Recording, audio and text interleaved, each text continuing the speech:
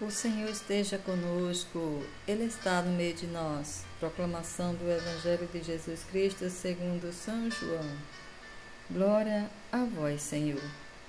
Evangelho de João, capítulo 7, versículo 40 ao 53. Ouvindo estas palavras, alguns da multidão afirmavam: verdadeiramente, ele é o profeta. Outros diziam: ele é o Cristo. Mas outros discordavam: o Cristo pode vir da Galileia? Não está na Escritura que o Cristo será da descendência de Davi e virá de Belém, o povoado de Davi? Surgiu assim uma divisão entre o povo por causa dele. Alguns queriam prendê-lo, mas ninguém lhes pôs as mãos. Os guardas então voltaram aos sumos sacerdotes e aos fariseus, que lhes perguntaram: por que não o trouxestes? Responderam: ninguém jamais falou como este homem. Os fariseus disseram a eles: vós também vos deixastes iludir? Acaso algum dos chefes ou dos fariseus acreditou nele? Mas essa gente que não conhece a lei são os malditos.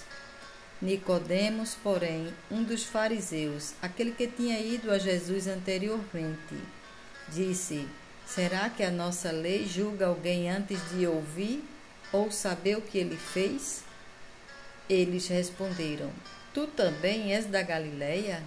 Examina as Escrituras e verás que da Galileia não surge profeta.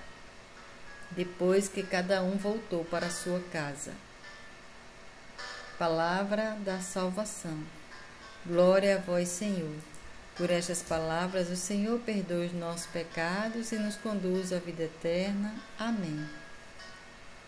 Ninguém jamais falou como este homem.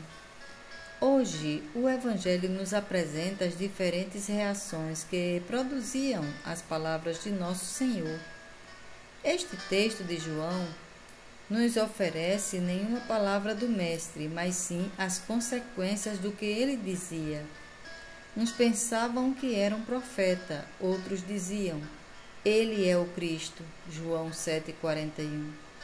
Verdadeiramente, Jesus Cristo é esse sinal de contradição que Simeão havia anunciado a Maria em Lucas 2,34. Jesus não deixava indiferentes aos que o escutavam, até o ponto em que, nesta ocasião e em muitas outras, surgiu uma divisão entre o povo por causa dele. João 7,46.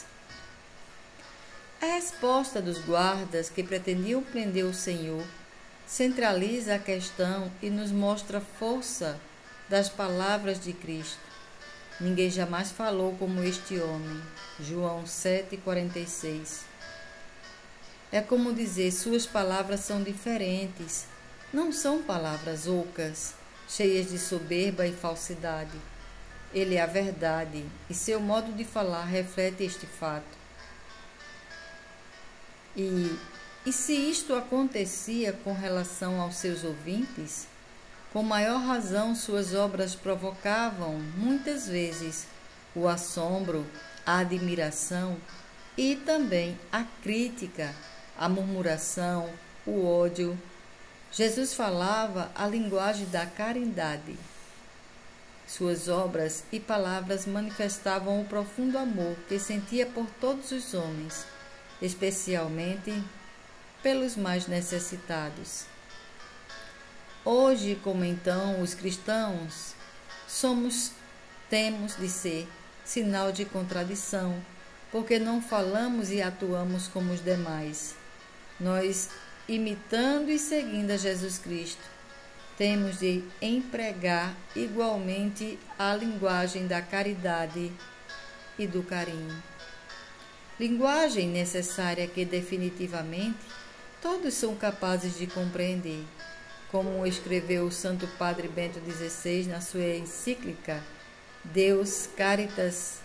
O amor caritas sempre será necessário mesmo na sociedade mais justa. Quem quer desfazer-se do amor, prepara-se para se desfazer do homem enquanto homem. Ninguém jamais falou como este homem. Hoje notamos como se complica o ambiente ao redor do Senhor, poucos dias antes da paixão ocorrida em Jerusalém. Por causa dele se gera todo tipo de discussão e controvérsia. Não podia ser de outro modo. Pensais que eu vim trazer a paz à terra? Pelo contrário, eu vos digo, vim trazer a divisão. Lucas 12:51. E não é que o Redentor deseja a controvérsia e a divisão, e sim que ante Deus não valem as meias tintas. Quem não está comigo é contra mim, e quem não recolhe comigo espalha. Lucas 11:23. É inevitável, diante dele não há nenhuma postura neutra. Ou existe ou não existe. É meu Senhor ou não é meu Senhor. Ninguém pode servir a dois senhores. Mateus 6:24.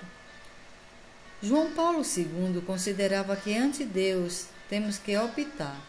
A fé simples que nosso bom Deus nos pede implica uma opção. Devemos optar porque Ele não quer nos impor. Veio à terra de maneira discreta, morreu humilhado, sem chamar a atenção de sua condição divina. Filipenses 2:6. É o que expressa maravilhosamente São Tomás de Aquino no Adoro-te Devote. Na cruz se escondia só a divindade. Aqui na Eucaristia se esconde também a humanidade. Devemos optar.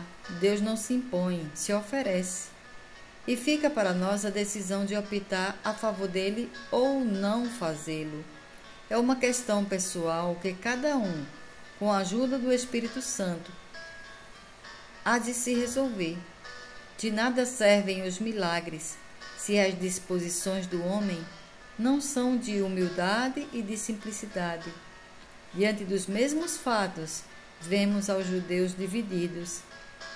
E é que, em questões de amor, não se pode dar uma resposta morna, pela metade. A vocação cristã comporta uma resposta radical, tão radical como foi o testemunho de entrega e obediência de Cristo na cruz. Louvado seja nosso Senhor Jesus Cristo, para sempre seja louvado.